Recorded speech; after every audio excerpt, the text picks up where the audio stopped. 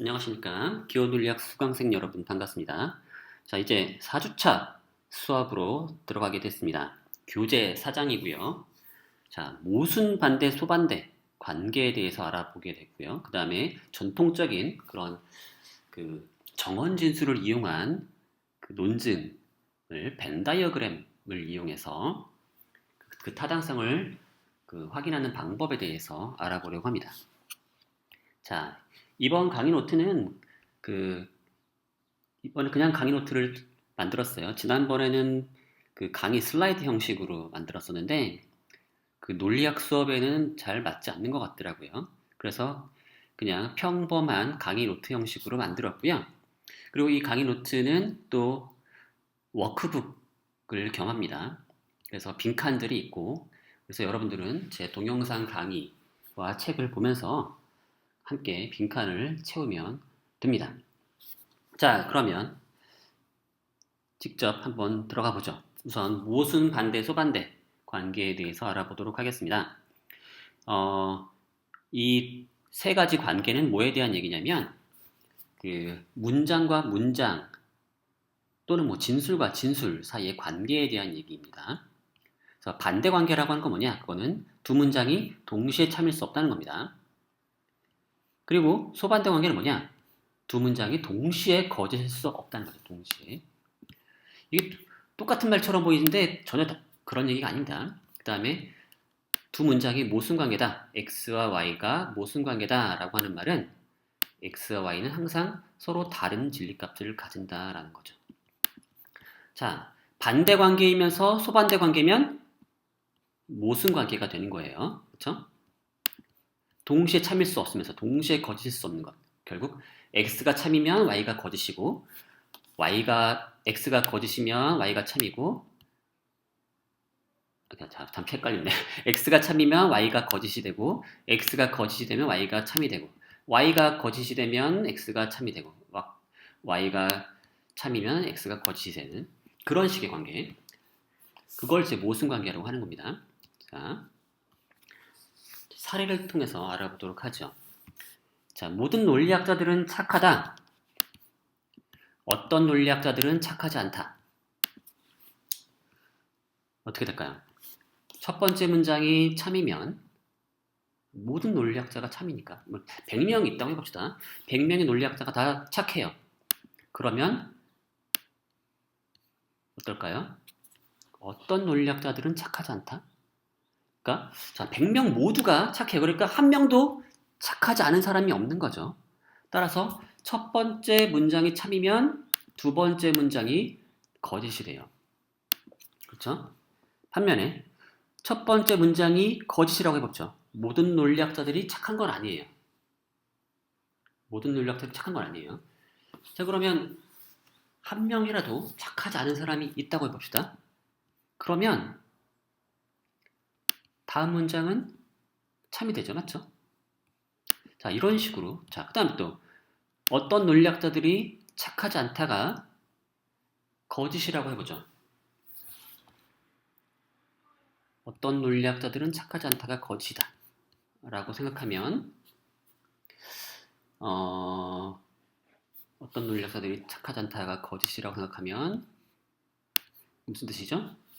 어떤 논리학자들은 착하지 않다. 착하지 않은 사람이 한 명 이상 있는 거죠. 그러면 모든 논리학자가 착하다는 말은 거짓이 되겠죠. 자, 이런 식으로 첫 번째 문장이 참이 되면 두 번째 문장이 거짓이 되고 첫 번째 문장이 거짓이 되면 두 번째 문장이 참이 되고 거꾸로 두 번째 문장이 참이 되면 첫 번째 문장이 거짓이 되고 두 번째 문장이 거짓이 되면 첫 번째 문장이 참이 되는 그런 관계. 뭐죠? 모순관계인 거죠. 그렇죠? 정확히 두 문장이 동시에 참일 수도 없고 두 문장이 동시에 거짓일 수도 없는 반대 관계이면서 소반대 관계인 바로 모순 관계인 거죠. 자, 두 번째를 보죠. 모든 논리학자들은 착하다. 그 다음에 어느 논리학자들도 착하지 않다. 자, 어떻게 생각하면 좋을까요? 첫 번째 문장이 참이라고 해보죠. 자, 100명의 논리학자가 있는데 100명 모두 착해요. 그러면 두 번째 문장이 참이 될 수가 없죠. 그렇죠? 얘는 한 명도 착하지 않다는 얘기니까 100명 모두 착한 상황에서 한 명도 착하지 않다는 얘기는 이거는 거짓이 될 수밖에 없죠. 그러면 이번에 반대로 두 번째 문장이 참이면 어떻게 되죠? 한 명도 안 착해요. 그러면 모두 착하다라고 하는 얘기는 잘못되겠죠. 그러니까 얘는 둘 다 참일 수 없어요. 그러니까 반대 관계는 일단 성립하는 거죠. 그러면 소반대 관계는 안 되나요? 둘 다 거짓인 게 가능한가요? 여러분 생각해 보세요. 둘 다 거짓일 수 있나요? 어떤 상황이면 둘 다 거짓이 되죠? 100명의 논리학자가 있는데 그 중에 50명은 착하고 50명은 착하지 않다고 해보죠. 그러면 첫 번째 문장도 거짓이고 두 번째 문장도 거짓이 되겠죠. 따라서 둘 다 거짓인 건 가능해요. 따라서 두 문장은 반대 관계이긴 하지만 소반대 관계는 아닌 거죠. 자, 세 번째. 어떤 논리학자들은 착하다. 어떤 논리학자들은 착하지 않다. 자, 이거 어떻게 봐야 될까요? 자, 두 문장은 자, 둘 다 참인 게 가능할까요? 50명은 착하고 50명은 착하지 않다고 해봅시다. 그러면 첫 번째 문장 참이죠. 어떤 사람은 착하니까. 또 두 번째 문장도 참이죠. 50명은 착하고, 그러니까 얘가 참이고 50명은 착하지 않아요. 얘도 참이죠. 둘 다 참인 게 가능해요. 하지만 첫 번째 문장이 거짓이라면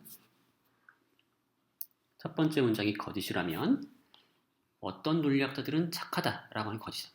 그러니까 아무도 착하지 않다는 거죠. 착한 사람이 한 명도 없어요. 자, 그게 거짓이라면, 그러니까 이 문장이 거짓이라면, 그러니까 한 명도 착하지 않다면 두 번째 문장은 참이 되는 거죠. 그렇죠? 그 다음에 두 번째 문장이 거짓이라면 어떤 논리학자들은 착하지 않다라는 말이 거짓이라면 모두가 착해야 되는 거죠. 따라서 어떤 논리학자들은 착하게 되는 거죠. 따라서 얘는 소반대 관계인 거죠. 자, 둘 다 거짓인 건 불가능해요. 자, 근데 여기서 조심해야 할 게 여기 일단 논리학자들이라고 하는 게 세상에 존재한다라는 점 때문에 이런 일이 성립하는 거예요. 그래서 뒤에 그건 나올 거예요. 무조건 똑같은 형식이라고 해서 동일한 관계가 성립하는 건 아니라는데 주의할 필요가 있어요. 이건 뒤에서 다시 설명할 겁니다. 자, 그러면 이제 아래 문장에 대해서 살펴볼 차례인데요. 이 네 가지 문장이 어떤 관계냐? 자, 이에 대해서는 방금 전에 했던 분석 방법을 여러분이 활용해서 아래 빈칸을 여기 채워보시기 바랍니다. 자, 힌트는 여기 포도주를 좋아하는 이라는 말이 써있지만 거기에 너무 신경 쓰지 않으셔도 됩니다. 자, 그러면 다음으로 넘어가 보죠. 정원진술에 대해서 알아보겠습니다. 정원진술이란 주어 x에 의해 지시되는 집합의 전부 또는 일부가 수러 y에 의해 지시되는 집합에 의해 포함 또는 배제되어 있음을 주장하는 진술이라고 합니다. 그러니까 여기서는 그 주어와 수러가 두 개 등장해요. 그리고 주어랑 수러 둘 다 뭐냐면 일반 명사여야 됩니다. 일반 명사. 이게 핵심이에요. 그러니까 두 개의 명사로 이루어진 진술이라고 보시면 되는 거예요. 그래서 정원 진술에는 이런 네 가지 종류의 진술이 있어요.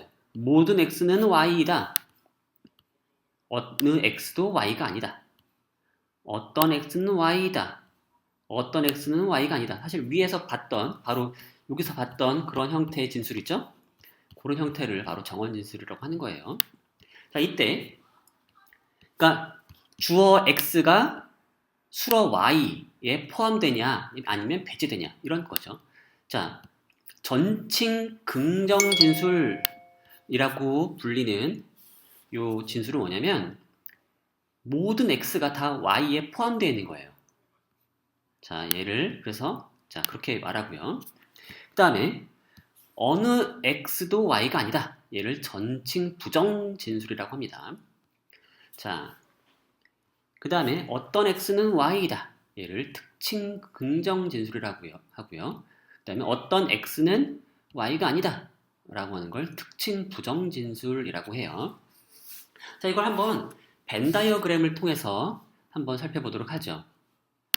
자, 전칭 긍정 진술이라고 하는 건 모든 x가 y에 다 포함되는 거죠. 그러니까 사실 x가 y에 포함된다라고 그리면 되는데, 자, 좀 더 엄밀하게 표현하기 위해서 이렇게 그냥 두 개의 집합을 그렸어요. x라고 x에 의해 지시되는 집합이 있고 y에 의해 지시되는 집합이 있어요. 자, 그럴 때 모든 x는 y다라고 하는 건 x가 y에 포함되면 되죠. 다시 말해서 y 바깥에 있는 부분, 이 부분이 사실은 없다라는 거죠. 이 부분이 없다라고 하는 게 바로 전칭 긍정 진술이에요. 이 부분이 없다. 이 부분이 없고 오로지 모든 x는 다 y에 포함된다라고 하는 거죠. 자, 그러면 전칭 부정 진술은 뭐냐? 어느 x도 y가 아니다. 이건 바로 뭐냐면 y에 포함된 애가 하나도 없어요. 그러니까 이 부분이 하나도 없다는 겁니다. 이 부분이 제가 지금 빨간색으로 칠하는 부분이 얘는 없다는 거예요. 그게 바로 전칭 부정 진술이고요. 자, 그러면 특칭 긍정 진술은 뭐냐? 어떤 x는 y다. 적어도 하나의 x는 y라는 거죠. 자, 이쪽은 신경 쓰지 마세요. 이쪽은 신경 쓰지 말고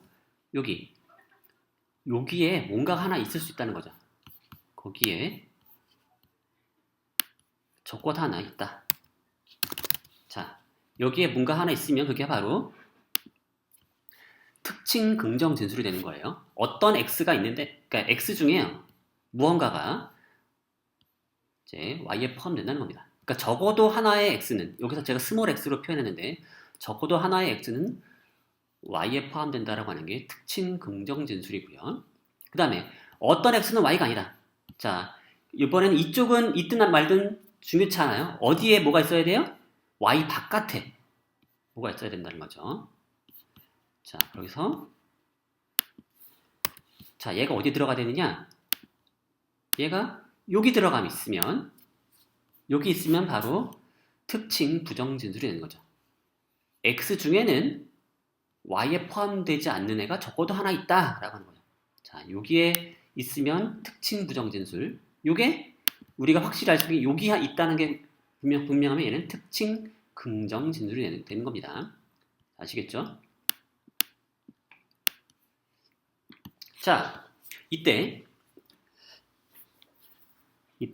우리는 이 전칭 긍정 진술, 전칭 부정 진술 이런 것들을 우리가 이제 약식으로 표현하는 방법이 있어요. 자, 약식으로 표현하는 방법이 있는데 전칭 긍정 진술은 뭐라고 부르느냐? 전칭 긍정 진술은 전칭 긍정 진술은 A라고 부릅니다. 자, 모두가 그 어퍼머티브라는 말을 이용해서 자, 여기 참 안 지켜지네. 그래서 그냥 쓰면 전칭 긍정 진술은 A라고 표현합니다. A. 전칭 긍정 진술은 A라고 표현하고요. 전칭 부정 진술은 뭐냐? 전칭 부정 진술은 자, 책에 보시면은 뭐라고 표현되어 있냐면 전칭 부정 진술은 어느 x도 y가 아니다. 그래서 걔는 E라고 불러요. E라고 부르고 전칭 부정 진술은 그럼 특징 긍정 진술은 어떤 x는 y다 라고 하는 애들은 얘는 뭐라고 쓰느냐? 걔는 i라고 씁니다. i라고 쓰고요. 그 다음에 어떤 x는 y가 아니다 라고 하는 애는 걔는 o라고 씁니다. o. 다 이게 그 라틴어에서 온 말이에요. 자, 긍정한다 라고 하는 말에 이제 라틴어를 이용해서 A와 I가 나왔고요. 부정한다 라는 그 라틴어에서 E와 O가 나왔어요. 자, 자, A, E, I, O. 자, 이걸 이제 우리가 이걸 가지고 이제 요 네 가지 진술, 네 가지 종류의 진술을 이제 사각형을 만들어서 거기에 네 귀퉁이에다가 찍을 수 있습니다. 자, 이제 대립사각형을 보도록 합시다. 자, 앞에 봤던 그 네 가지 종류의 정원 진술들을 이제 사각형의 네 귀퉁이에 찍어봤는데요. 자, 여기 보시면 왼편은 긍정 진술이에요. 그리고 오른편은 부정 진술입니다. 그 다음에 위쪽은 보편 진술이고요. 아래쪽은 특징 진술이에요. 위에는 전칭 진술, 아래는 특징 진술이에요. 그래서 이 A는 다시 기억해 봅시다. A는 뭐라고요? 모든 X는 Y다. I는 어떤 X는 Y다. 자, 일단 E는 모든 X는 Y가 아니다. 그러니까 어떤 X도 Y가 아니다라는 거고요. O는 어떤 그 X는 Y가 아니다라는 거죠. 자, 다시 한번 보세요. 전칭 부정, 어느 X도 Y가 아니다. 특징 부정, 어떤 X는 Y가 아니다. 자, 이런 식으로. 자, 위쪽은 전칭, 아래쪽은 특징, 왼쪽은 긍정, 오른쪽은 부정, 이렇게 해서 사각형을 만들었어요. 자, 그러면 여기서 가장 확실한 건 뭐냐? 전칭, 긍정, 진술 A와 O는 서로 모순입니다. 모순이에요. 자, 그래서 서로 대각선에 위치한 것끼리는 서로 모순이에요.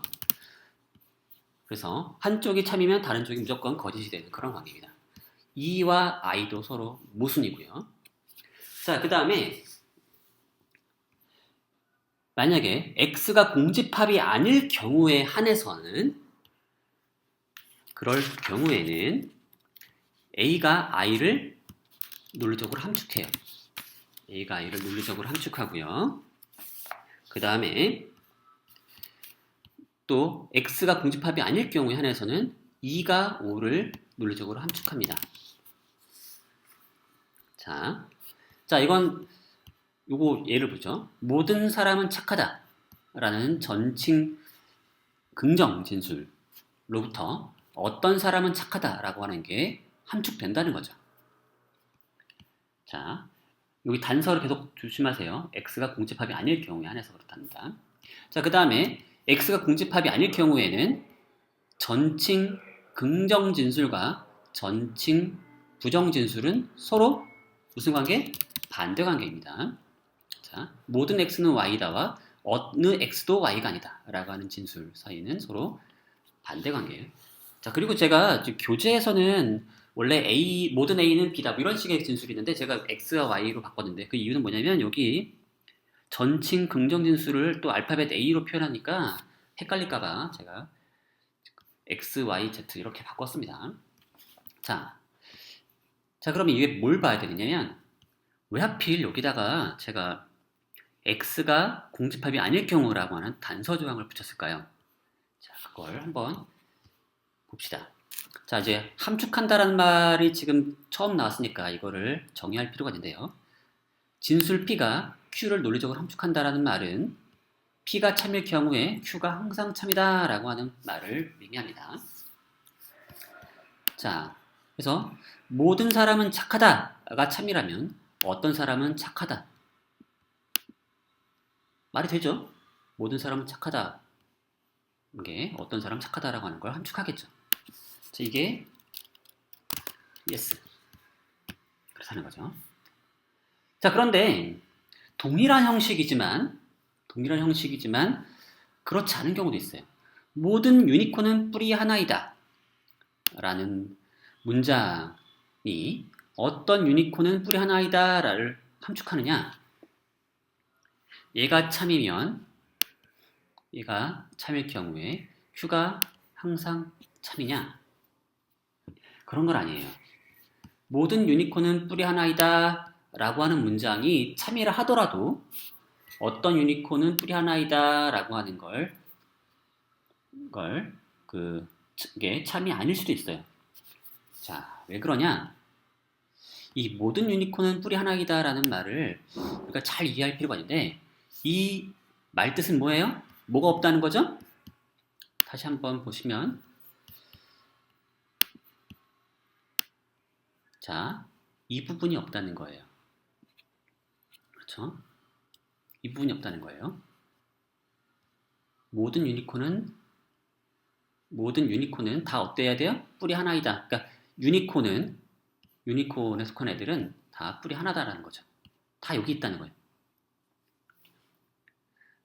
자, 그게 이제 전칭 긍정 진술이고요. 어떤 유니콘은 뿌리 하나이다 라고 하는 건 뭐예요? 어떤 유니콘은 뿌리 하나이다 라고 하는 거는 자, 여기에 유니콘이 있어야 되는 거죠. 여기에 하나 있어야 돼요. 자, 그게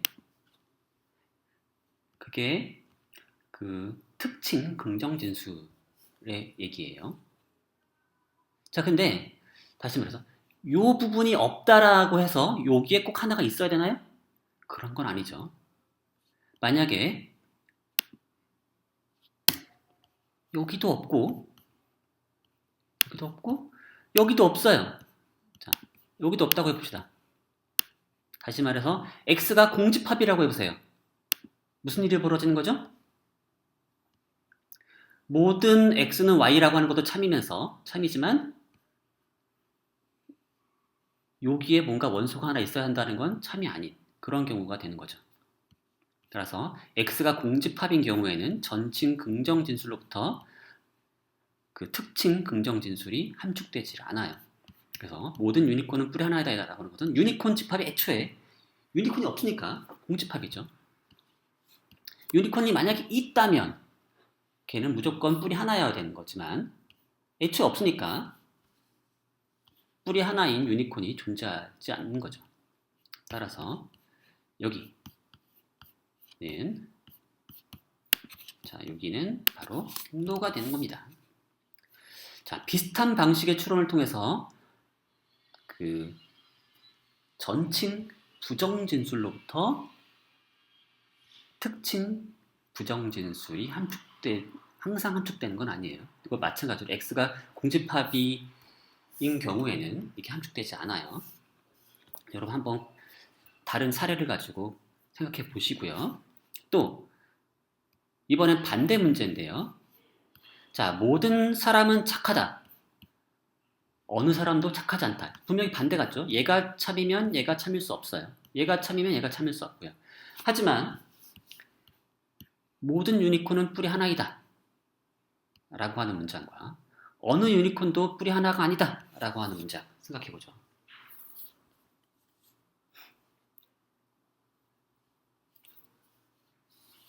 어떻게 봐야 될까요? 유니콘 집합이 없죠. 따라서 모든 유니콘은 뿌리 하나이다라는 게 참이에요. 참이 될 수가 있어요.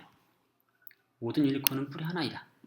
유니콘이 있다면 걔는 하나일 수 있는 거죠. 자, 다시 한번 보시면 자, 이런 거예요.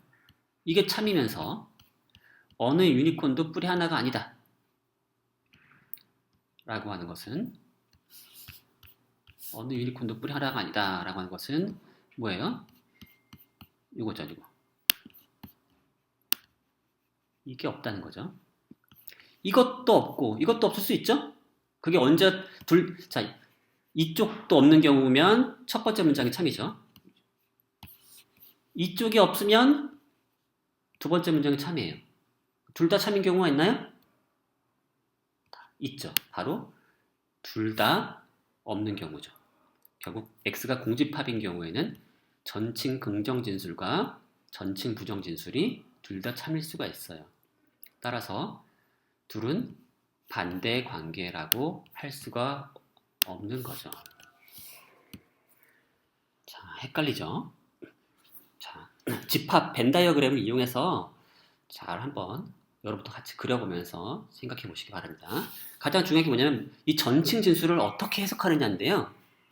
전칭 진술은 반드시 존재 함축을 가지지 않는다라는 거죠.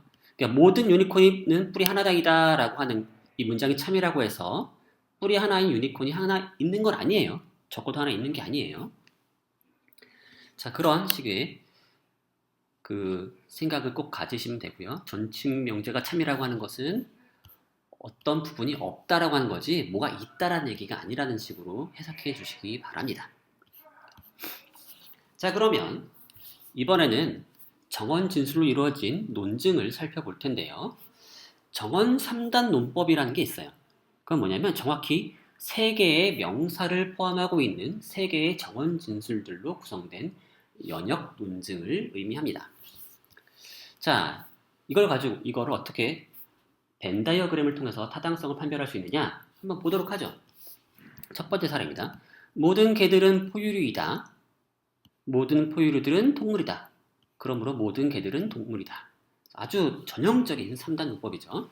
모든 x는 y다. 모든 y는 z이다. 그러므로 모든 x는 z이다. 라는 거죠.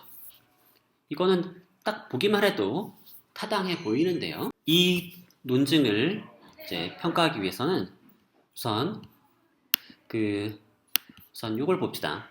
형식을 봐야 돼요. 모든 x는 y이다. 그리고 모든 y는 z이다. 그러므로 모든 x는 z이다 라는 형식이죠. 자, 요 논증은 사실은 이런 형식으로 되어 있는 거예요. 자, 모든 x는 y이다 라고 하는 문장을 벤 다이어그램으로 표현해 봅시다. 모든 x는 y이다 라고 하는 것은, 자, 모든 x는 y이다니까 이 부분이 없다는 거예요. 이 부분이 존재하지 않아요. 이 부분이 없어요. 자, 그 다음에 모든 y는 z이다. 모든 y는 z니까 모든 y는 중에선 이 부분이 없어요. 이 부분이 없어요. 자, 그러면 모든 x는 다 있어봤자 다 있다면 여기 있겠죠. 그쵸? x는 다 여기 있죠. 따라서 어때요? 이 x는 다 이 z에 포함되죠. 따라서 모든 x는 z이다 라고 하는 게 이제 우리는 참이라는 걸 알 수 있죠. 앞에 둘이 참이라면 뒤에도 참이라는 게 따라 나와요.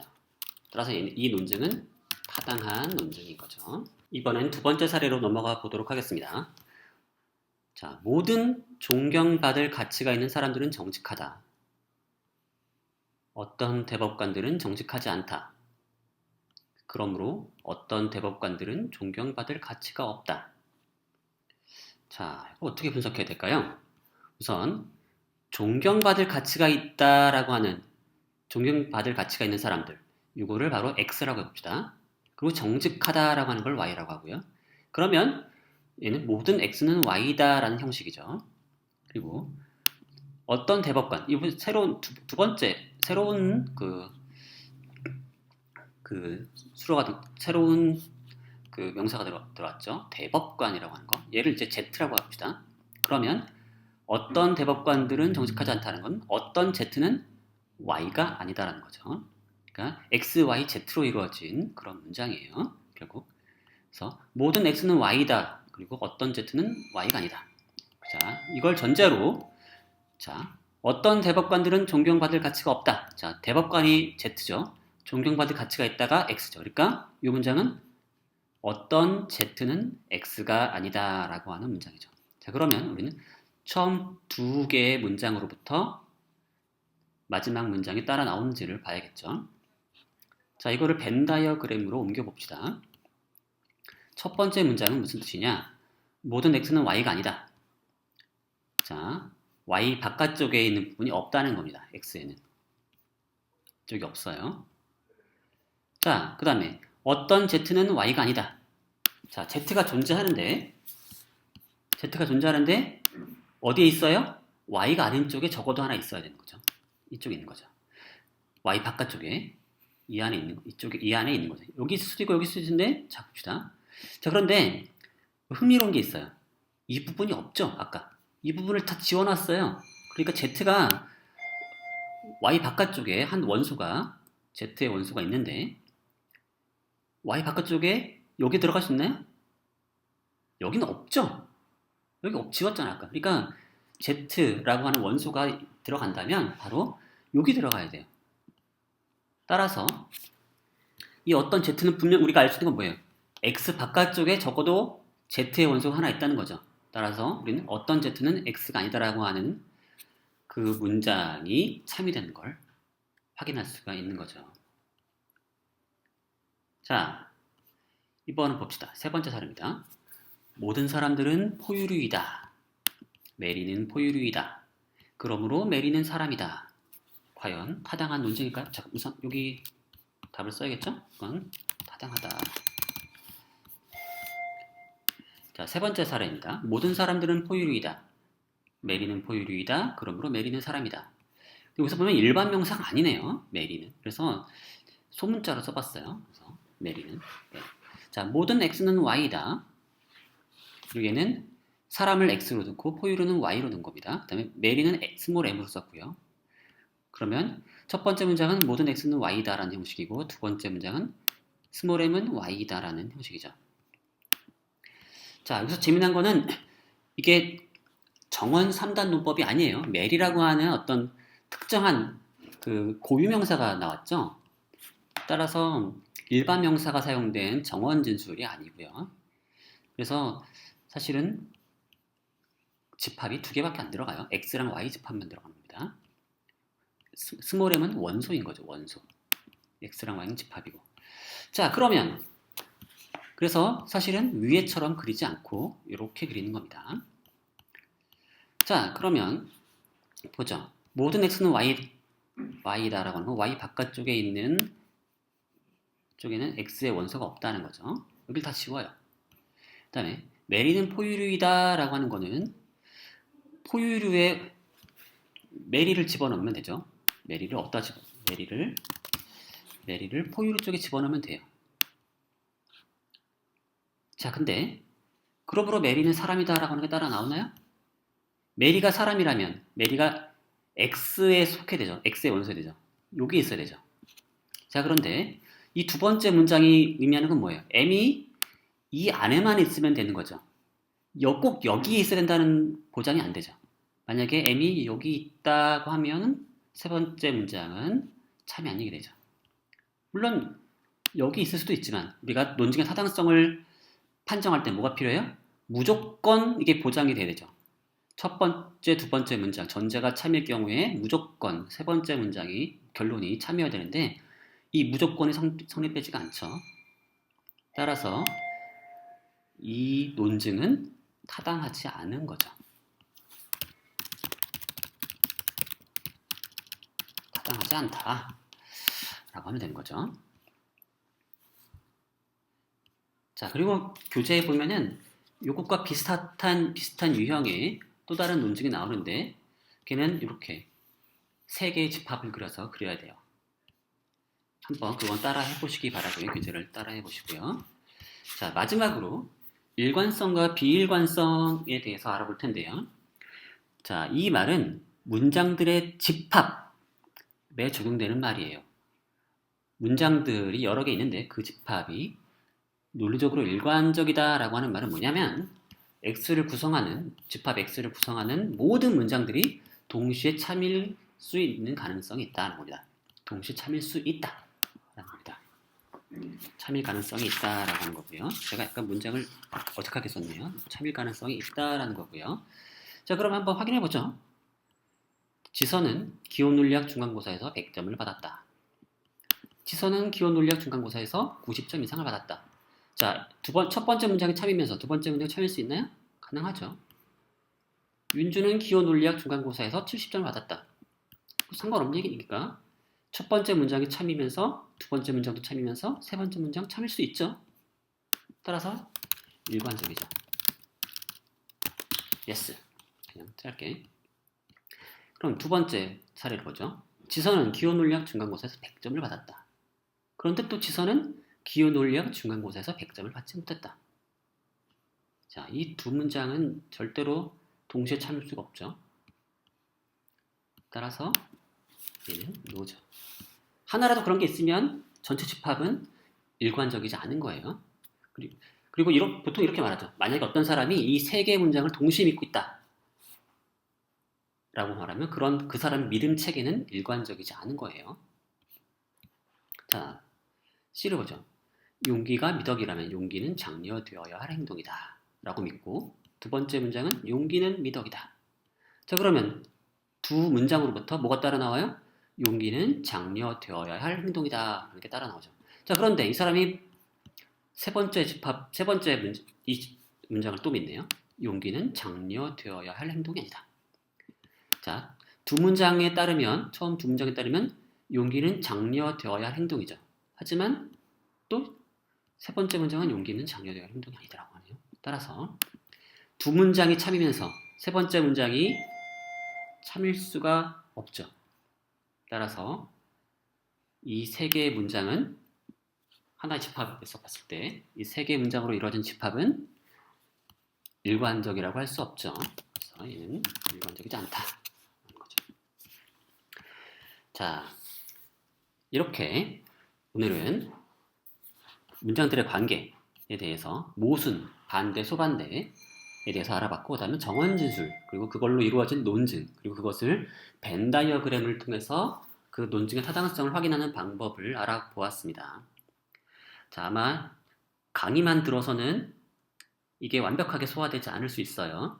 특히 가장 어려운 게 벤 다이어그램 그리는 거고, 바로 그걸 이용해서 각각 전칭 진술, 특징 진술을 표현하는 거예요. 벤 다이어그램을 통해서. 그리고 그걸 그릴 수 있어야지 아까 심오했던 문제 있죠. 전칭 명사가 반드시 존재 함축을 갖는 건 아니다라고 하는 거. 이걸 꼭 이해해야 합니다. 그리고 마지막에 일관성 문제는 그렇게 어려운 것 같지는 않고요. 그래서 이거를 이제 잘 하시려면 뭘 해야 되느냐? 여러분 스스로 문제를 풀어봐야 돼요. 그림을 그려가면서. 그래서 가장 1차적으로 최소한으로 해야 되는 거는 일단 이 워크북을 여러분이 이제 완성해야 되는 거고요. 그 다음에는 연습 문제를 꼭 자기 힘으로 풀어봐야 합니다. 답지 보지 말고. 아셨죠? 자, 지금 제가 강의를 하는 동안에 중간에 자꾸 소방훈련 때문에 여기 학교가 자꾸 삐삐삐삐 거리면서 이제 강의를 방해했었는데요. 어쨌든 강의 다 듣느라고 고생하셨고요. 자, 그러면 강의 듣는 걸로 끝내지 마시고 스스로 꼭 문제 풀어보시기 바랍니다. 그럼 오늘 수업 여기서 마치도록 하겠습니다. 수고하셨어요.